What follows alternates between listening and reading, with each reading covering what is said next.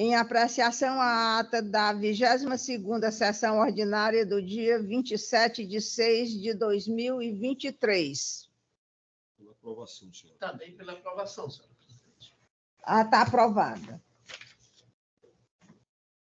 Vamos ver só rapidinho aqui uma preferência.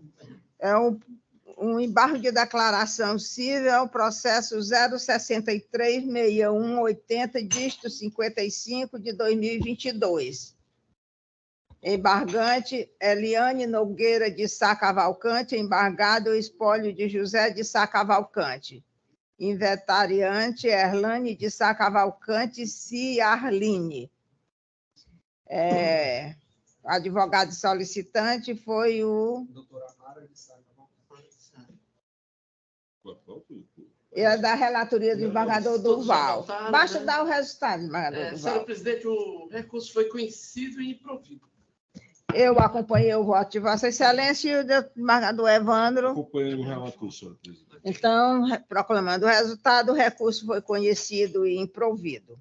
Tem um pedido de sustentação no embargo de declaração. Parece que estava errado colocar a apelação, mas, na verdade, é o embargo de declaração.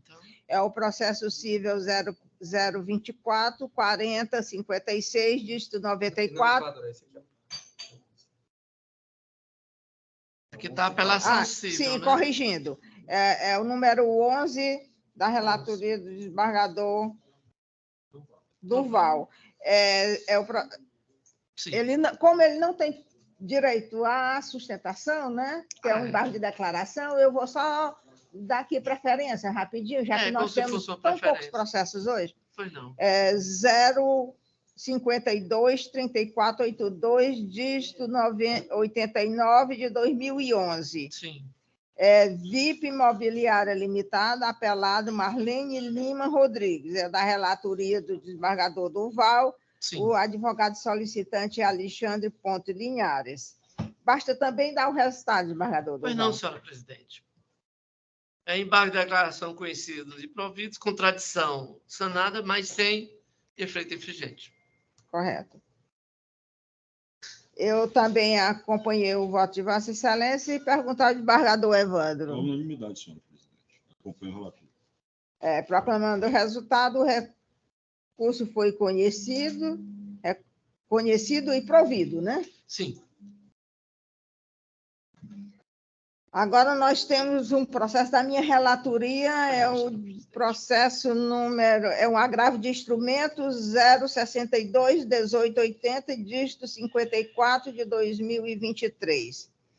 A agravante é Maria das Dores Belo Prata, advogado solicitante Joiciane Bezerra de Menezes, agravado o espólio de Luzmar Vera Rodrigues, inventariante Lara Burlamac Vera, agravado Robson Matheus Rosário Vera, é da minha relatoria, e há o pedido de sustentação oral. A doutora Joiciane dispensa a leitura do relatório? Dispenso, sim, excelência. Doutora, então pode iniciar a sustentação.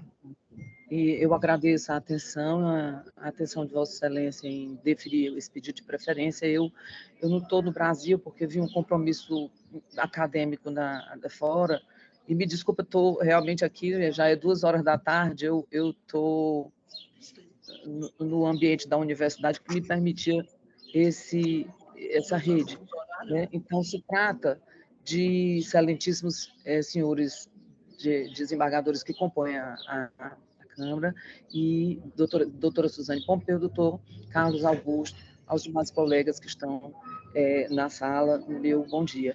Então, trata-se de agravo de instrumento interposto pela minha cliente, Maria das Dores Belo Prata, em face da decisão do juízo ACOL, que preside a ação de inventário de Luzmar Vera Rodrigues, E nessa decisão, o juízo condenou a agravante ao pagamento de multa, alegando que havia só petições protelatórias, mas eu gostaria de esclarecer que essa pena foi indevidamente aplicada porque não houve essa intenção protelatória, tampouco gerou-se com isso qualquer prejuízo ao curso do processo, aos interesses dos herdeiros ou do espólio.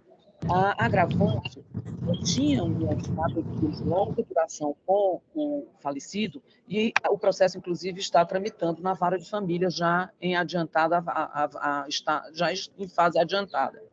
E no curso do inventário, houve, por parte da inventariante, a juntada de um esboço de partilha, né, preterindo a agravante. E essa agravante também não teve ali qualquer reserva ao do seu quião, embora preteritamente houvesse decisão nesse sentido.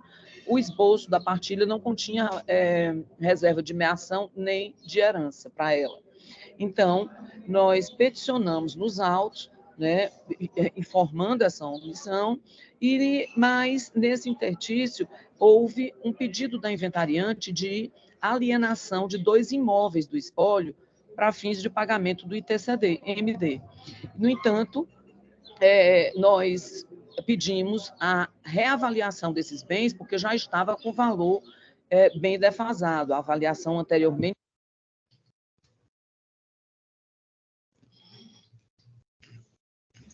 A Sara ficou sem áudio. Obrigada. Então, houve um pedido nosso para a reavaliação do imóvel, vez que a avaliação era antiga, mas não fizemos qualquer oposição àquela venda, né? E assim, mesmo ao tempo em que fizemos esse pedido de reavaliação, houve uma proposta da inventariante de comprar cada lote o imóvel que estava sendo vendido por R$1 milhão. Uma outra empresa, por parte da nossa cliente, juntou uma outra proposta de compra desse terreno por valor a maior. Então, fizemos uma nova petição, dizendo que pagaríamos sem ser parcelado e com o valor de R$100 mil a mais em cada inventário, em cada imóvel. Nova decisão determinou a oitiva da inventariante sobre essa proposta, sem notificar o outro herdeiro, porque nesse inventário há 2 herdeiros habilitados. Em resposta ao despacho, a decisão, a inventariante recusou o consentimento à venda por imóvel pelo valor maior, né, aqueles imóveis, e sobreveio a decisão, que é essa decisão que nós agora agravamos, e também lá no juízo ACO embargamos. Né? Então, nós entendemos, a decisão dizia que manteria a venda do imóvel e a autorização do alvará, mas também a hora agravante, porque a meação dela já teria sido resguardada naquele esboço de penhora, de partilha. E ainda, nesse caso, ela não tinha, naquela partilha, naquele esboço, qualquer reserva de quinhão. Então, nós embargamos primeiro, perguntando se o deferimento era por qual valor, a primeira proposta enviada pela inventariante ou a proposta enviada por empresa apresentada pela hora agravante, e também a decisão não tinha, embora a decisão dissesse que havia intimado todos os herdeiros, faltava a intimação de um deles. Né? Então, nós entendemos que aquela decisão era obscura e lacunosa. Obscura quanto à decisão sobre qual proposta acolher para a venda do imóvel, lacunosa porque não tinha sido intimado um outro herdeiro e também não havia naquele formal de partilha a reserva do quinhão da nossa cliente, hora agravante. Também intimados, mais uma vez, aí embargamos. Intimada a inventariante, ela aduziu a ilegitimidade processual da Dona Maria das Dores, dizendo que a união estável ainda não tinha sido reconhecida, e a intempestividade da decisão, além do que o imóvel também, e que não tinha ocorrido nenhuma omissão. Em resposta, veio mais uma vez essa decisão que agora nós agravamos, aplicando multa à agravante por atuação protelatória. Embora a decisão que nós agravamos houvesse reconhecido agora determinada reserva do quinhão, ela condenou a agravante ao pagamento de multa, e multa elevada, por embargos protelatórios. E nós só pedimos nesse agravo que a decisão seja corrigida quanto à aplicação de multa. Não estamos discutindo, nesse momento, existência de união estável, o processo que nos trouxe até aqui não é esse. Em síntese, ela não se opôs à venda, ela apenas ofereceu, a partir de uma outra pessoa, a compra por outra, aliás, uma outra empresa que ela apresentou aqui para comprar esse imóvel por um maior valor. E, diversamente, não teve nenhuma intenção de protelar, até porque não é o interesse dela, nem econômico e nem interesse existencial nessa. Então, nós pedimos, tanto foi procedente que a própria inventariante, quando vendeu, ofereceu uma proposta de compra, foi por um valor no dobro do que constava na avaliação, e ainda fizemos uma outra proposta de a partir dessa empresa Bezerra de Menezes e Participação, de comprar cada imóvel por um valor a R$100 mil a mais. Então, em síntese, a agravante é a parte legítima, porque a união estável é um estado de fato, não é um negócio jurídico. Então, se a união estável ela existe, independentemente de declaração, a declaração é quando há conflito, mas esse tema não é o que nós discutimos. E também não havia efeito protelatório no próprio pedido de reavaliação do imóvel, porque aquele valor estava defasado. E, assim, não houve prejuízo também ao processo, porque o alvará foi deferido, a venda já foi realizada conforme pleiteou a inventariante, e nessa decisão que nós agravamos, dessa vez a juíza determinou que fosse reservado o quinhão da agravante. Mas, infelizmente, ela entendeu que nossa atuação naquele momento era para fins protelatórios, quando não era. E é em função desse ponto que nós recorremos a Vossas Excelências, pedindo a reforma da decisão para afastar a multa que foi aplicada à viúva ora agravante. Eu agradeço, peço perdão até mesmo pelo meu desacerto aqui, porque não estou num ambiente que seria mais adequado, eu estou aqui no campus da universidade. E muito obrigada a todos. Parabéns à doutora pela sustentação, sempre brilhante. Eu gaguejei demais, porque eu estou constrangida aqui, desculpa. Que nada, doutora, a senhora é sempre bem recebida. Desembargadora. Eu recebi ontem a visita de um dos advogados do escritório. Doutor Luiz Paulo, né? Não sei do nome, mas era do escritório. E, com isso, eu revisitei o processo, né? Ontem, hoje de manhãzinha, me levantei quase de madrugada, na hora que o sistema abriu, para revisitar o processo, para ver se eu passava a entender como os advogados estão entendendo. Mas eu não consegui. Eu acho que a multa foi correta, foi bem aplicada, o processo está muito bem dirigido, está atrasado porque é uma imensidão de petições no processo de inventário. Há o quinhão da parte que pretende ser herdeira, no caso, a dona Maria das Dores, está reservado, mas há uma repetição muito grande de pedidos que já estão decididos no processo. Então, eu julguei, eu sou pela improcedência do agravo. A ementa ficou assim redigida: agravo de instrumento, direito processual civil, ação de inventário, multa aplicada na origem em razão do caráter protelatório dos embargos de declaração, arrazoado recursal que não prospera, decisão escorreta, desnecessidade de reparo, recurso conhecido e improvido. O objeto da presente do presente recurso consiste em decidir se merece reforma a interlocutória hostilizada que não conheceu dos embargos declaratórios pela hora agravante e aplicou a multa de 1% sobre o valor atualizado da causa. Melhor sorte não guarda o pedido para afastar a multa do artigo 1026, parágrafo 2º do CPC de 15, haja visto que a mera repetição dos argumentos já repelidos de forma clara e coerente pela decisão combatida e a ausência de demonstração de notório propósito configuram o caráter protelatório dos embargos de declaração a ensejar a aplicação da multa. Recurso conhecido e improvido, foi assim que votei, e pergunto ao desembargador Evandro como Não, vota. senhora presidente, inicio saudando a doutora Joiciana.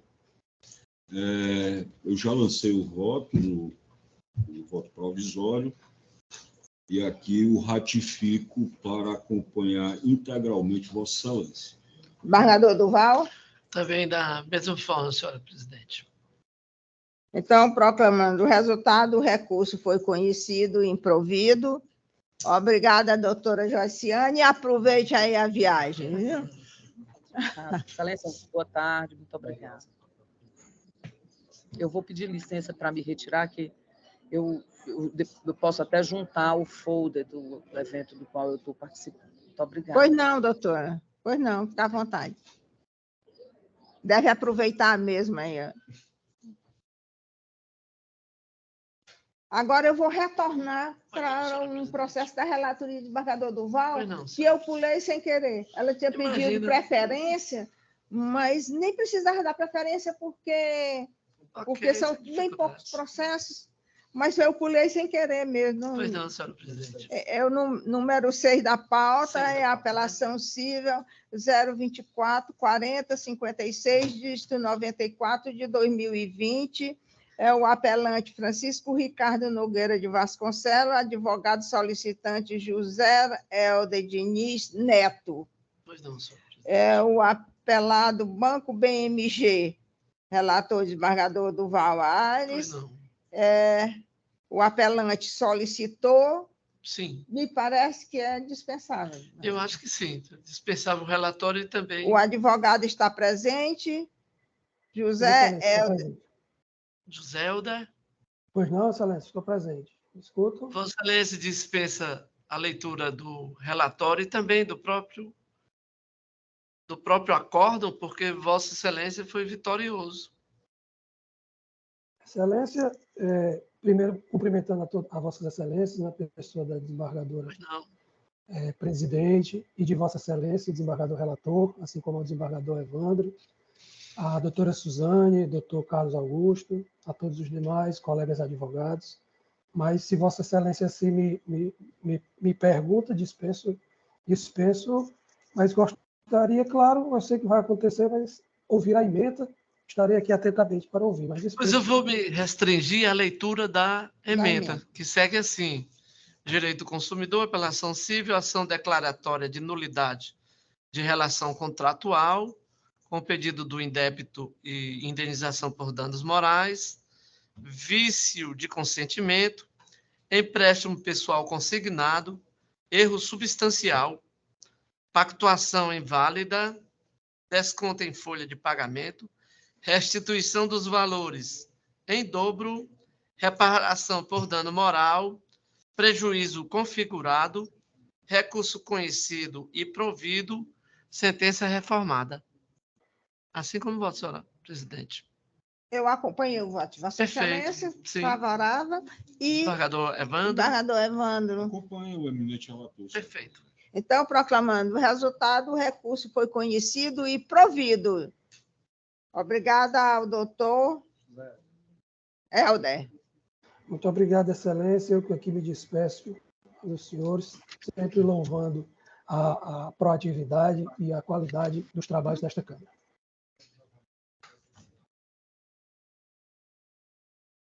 Nós temos mais 2 pedidos de sustentação. Um, o advogado está presente, seria o próximo Seria o último, mas a gente vai inverter a ordem porque ele está presente. Perfeito. É o 92 da pauta da relatoria do desembargador Evandro. 92. É uma apelação civil 0065699, dígito 05 de 2017.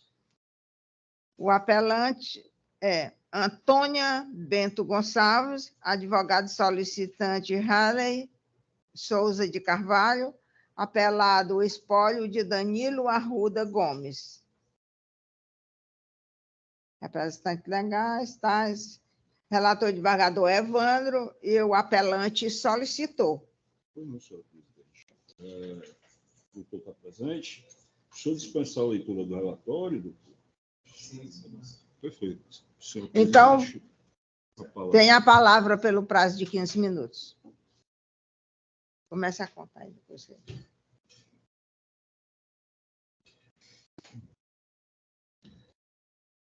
92, né?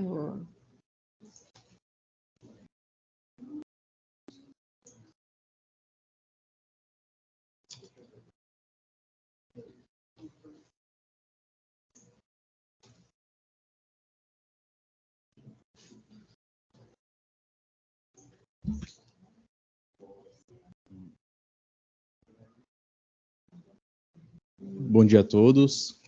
Consegue me escutar bem? Eu trouxe algumas breves anotações até para guiar a minha sustentação oral e não me alongar indevidamente. Então, bom dia a todos. Gostaria inicialmente de saudar a presidente da 4ª Câmara de Direito Privado deste tribunal, a excelentíssima desembargadora Maria do Livramento Alves Magalhães, e os nobres desembargadores que participam deste julgamento, o excelentíssimo desembargador José Evandro Nogueira Lima Filho, relator deste processo, e o excelentíssimo desembargador Duval Aires Filho. Desembargadores, excelentíssimos julgadores, o presente caso trata-se de uma ação de uso capião extraordinária ajuizada por Antônia Bento Gomes em face do espólio de Danilo Arruda Gomes e seus herdeiros. A senhora Antônia é uma humilde trabalhadora doméstica, mãe de família, que reside no imóvel desde a década de 1970 e que, através do seu trabalho e do seu cuidado, cumpriu o dever constitucional de função social da propriedade.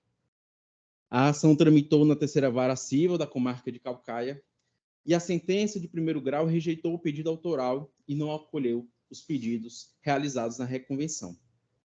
E, não obstante, nobres julgadores, o enorme respeito ao excelentíssimo juiz que julgou o caso em primeira instância, entende-se que não houve uma devida valoração das provas testemunhais produzidas em audiência. A controvérsia do processo reside no fato se a senhora Antônia usaria, não reside no fato se seria uma posse para fins de moradia ou não, mas sim se dessa posse estava caracterizada uma posse para fins de uso capião. Então foi esse a grande controvérsia que conduziu à audiência de instrução. E é nessa questão que se entende que houve uma incorreta valoração das provas por parte do douto juiz de 1º grau. Uma vez que a posse de para fins de uso capião da senhora Antônia fica comprovada por ter realizado no imóvel, por ter usado o imóvel para fins de moradia, por ter realizado construções e melhorias no imóvel independente de autorização do proprietário registral, ter realizado a construção de um poço artesanal, cultivado plantas e frutos e ter zelado pelo imóvel. Tudo isso em nome e em interesse próprio. Improcede, portanto, as alegações da parte adversária que a senhora Antônia tenha cuidado do imóvel para o proprietário registral. Não há, nesse sentido, vínculo de emprego registrado, nem contrato particular, muito menos qualquer comunicação postal ou telefônica que indique o direcionamento de ordens à senhora Antônia. Destaca-se que a parte apelada sequer sabe precisar quem trabalhou para o falecido senhor Danilo, se o pai da senhora Antônia ou o avô dela, como em alguns momentos da audiência fica a oscilar, a variar a indicação de quem teria sido o funcionário do falecido senhor Danilo. Acrescente-se que a presença do decujus e dos herdeiros era extremamente rara na região e que eventual ato da senhora Antônia de tentar transacionar o imóvel com um dos herdeiros não constitui subordinação, mas sim a expressão de um dos poderes inerentes ao domínio, justamente o poder de dispor do imóvel.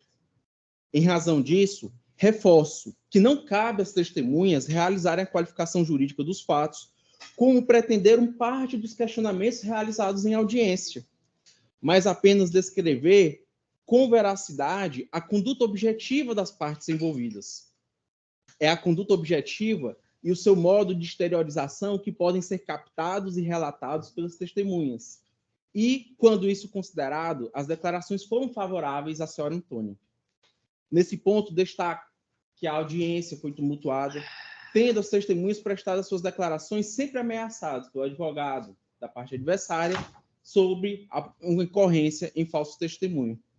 Em acréscimo, as perguntas já sugeriam respostas das testemunhas, confundindo-as na sua compreensão das questões.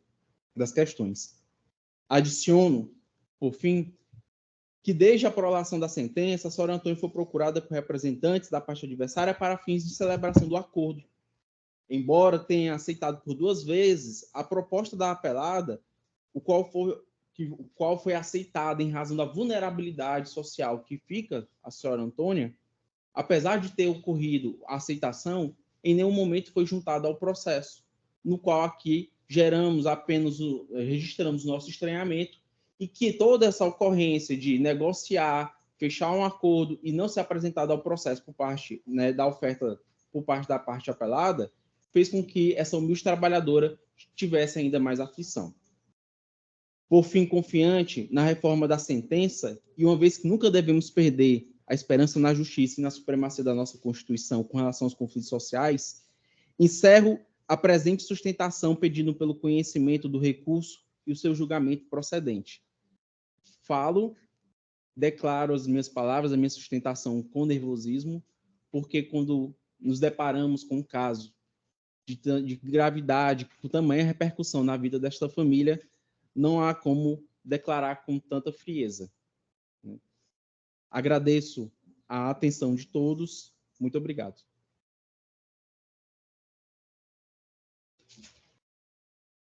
Devolvo a palavra ao desembargador Evandro. Pois não, senhora presidente. Cumprimentando o doutor advogado e parabenizando pela sustentação oral, até pela gravidade, esse processo, eu sei da repercussão, né, encerrada no bojo dessa ação. Essa senhora já mora há um bom tempo nesse imóvel, um processo que me tomou não, eu li, reli, vi e ouvi toda a audiência, né? Não tenho, me chamou a atenção, eu não sei se por escrito, me perdoe se eu não recordo de tê-lo recebido, mas dentro do exame do caso em si, senhora presidente, veio ao meu conhecimento que havia uma certa coação de testemunha, e isso me fez ver o vídeo de toda a audiência de instrução. Tá? Não consegui detectar, as partes estavam devidamente acompanhadas de advogados, com a presença do Ministério Público, tá? E do mérito da ação, infelizmente, o que eu pude perceber foi que a dona Antônia Bento Gomes detinha a posse do referido imóvel por permissão ou tolerância do primeiro do proprietário registral e, posteriormente, de seus sucessores. Isso foi o que deu para extrair da leitura paciente, atenciosa que fiz dos autos. Nesse sentido, propus a seguinte emenda: apelação civil, direito civil e processual civil, ação de uso capião extraordinária, sentença de improcedência, alegada doação, forma prescrita em lei à validade do negócio, intelecção do artigo 541 do Código Civil, imóvel pertencente ao antigo empregador do avô paterno da autora, ato de mera permissão ou tolerância, posse da sucessora que mantém as mesmas características da posse de seu antecessor, circunstância conhecida e confessada pela apelante, interventio possessionis não evidenciada, ausência dos requisitos para aquisição da propriedade, coisa hábil ou suscetível de ser usucapida, posse e decurso de tempo, recurso conhecido e improvido. É como o voto, senhora presidente. Desembargador Duval, mantém o voto provisório? Eu mantenho, sigo o relator. Mantenho. Eu tenho me preocupado muito com esse tipo de ação, porque ela está cada vez mais frequente. Sim. Não tem sido procedente nenhuma aqui, né? Não me lembro de todas foram improcedentes. E isso acho que vai terminar trazendo um problema entre as famílias. Eu sei que o certo é, fechou o olho, morreu, no dia seguinte, dividam os bens. Isso. Mas não é isso que acontece, né? O certo seria isso. Mas fica sempre alguém na casa da família, vem aquele amor, aquela coisa que você tem, né? apego, que você tem com a morte de alguém, a morte do pai, a preservação da casa de família, aí alguém vai ficando e quando menos se espera, alguém está querendo ser o dono, né? E pelo princípio do saizinho, na hora da morte, passa para os herdeiros imediatamente. Isso vai gerar um problema aqui no futuro breve. Morreu, todo mundo vai ter que tomar conta do que é seu, até com prejuízo de alguém, porque muitas vezes é para favorecer alguém que está ali, né, que não tem onde morar, ou não sei o quê, ou porque ficou com o pai, ou porque tratou da mãe por mais tempo. Exatamente. Mas acontece muito isso. Está acontecendo uma frequência daqui, quase todas as sessões, nós temos um processo dessa natureza, né? Depois deste processo que aqui se julga, dentro da fila já me vieram mais dois. Eu tive vários já. Eu acompanhei também o voto, porque eu sou totalmente contra isso, não tem como. Eu sei que pode esporadicamente acontecer um caso que gere o uso capião. O próprio STJ abriu alguns precedentes. Assim, mas é raríssimo o caso, é raríssimo. Eu também acho. É raríssimo. Então, proclamando o resultado, o recurso foi conhecido e improvido. Obrigada, doutor. Pode botar água aí, que o meu radiador é direto. Está precisando, né? Meu radiador aqui. Depois de uma gripe, tem que tomar. Você sabe que o corpo humano, né? Todas as máquinas são inspiradas no corpo humano. O corpo é quase água, né? Peço licença. Pois não. Nós temos um último processo com pedido de sustentação da relatoria do desembargador Evandro. É o 84 da pauta, é um agravo interno cível, de número 016-9066, dígito 74 de 2016.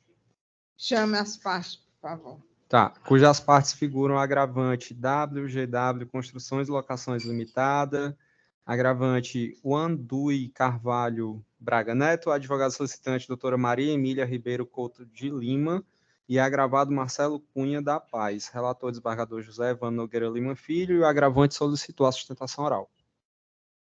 Advogado está presente? Sim, excelência. Marcelo Cunha de Paz. A doutora Maria Emília. Advogado solicitante. Maria Emília Ribeiro Couto de Lima. Sim, presente. A doutora dispensa a leitura do relatório? Sim, dispenso. Então, tem a palavra Obrigada. pelo prazo regimental. Bom dia, colega da turma. Saúdo a todos em nome da doutora desembargadora presidente deste tribunal.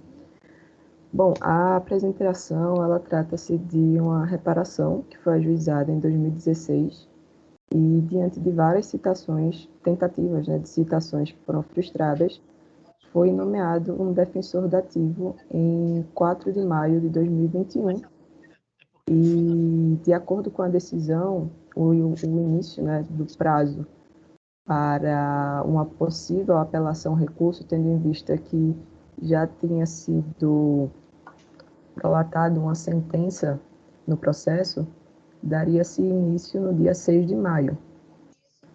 Nesse período, o ora agravante ele tomou ciência da ação e, nesse momento de pós-sentença, e diante desse cenário, buscou apresentar o recurso de apelação, já solicitando a nomeação de um novo advogado.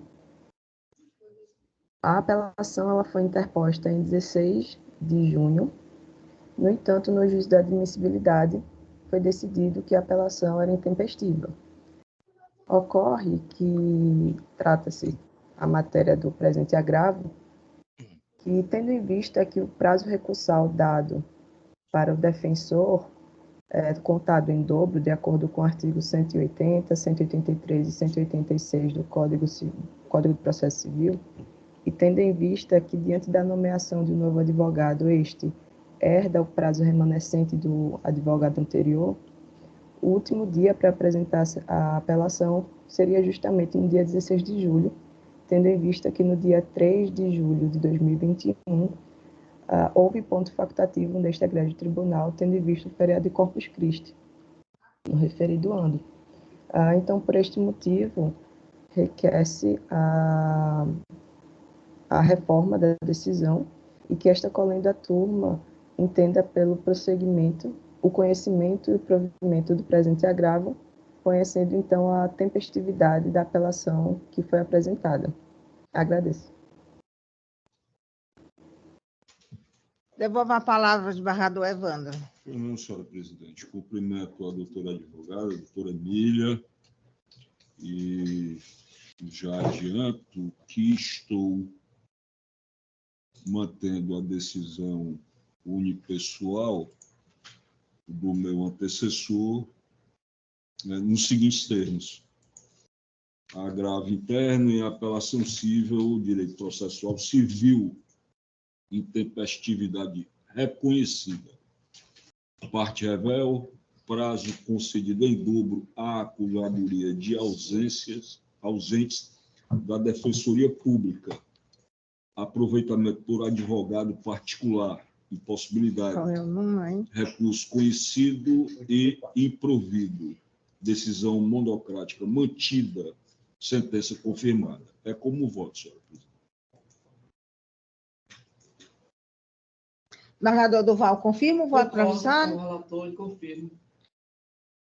Eu também votei com o relator e provisoriamente confirmo agora o meu voto provisório.